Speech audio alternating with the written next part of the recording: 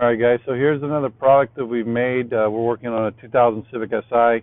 Of course, this can work on other vehicles that are OBD2, and we'll be making more adapter kits. So kind of doing a quick rundown. We make the bracket setup that'll be holding your tablet in place. We're using a Samsung 8-inch, and that one actually qualifies or has, the specs that are needed to run the Real Dash app. That's a couple of dollars, and if any of you guys are familiar, I'd say definitely check them out. They have so many cool livery layouts, and you can do coolant settings. The car is overheating. On this one, you can even do the gas gauge settings, shifter lights. I mean, it's on and on, changing the colors and so forth. So you're not like other apps like Torque and so forth, that you're somewhat limited.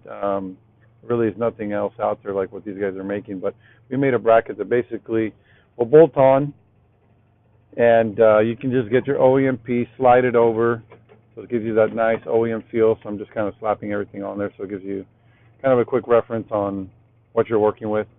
To get these tablets to work, you'll just need, I'm using the cheap $20 Amazon adapter. It's got to be a Bluetooth.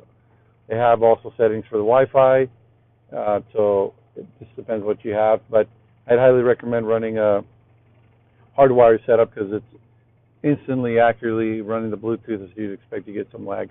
But if you guys have any questions, just go ahead and email us, or you can go on our website, SSworxs.com. That's SSworxs.com, or hit us up on Instagram.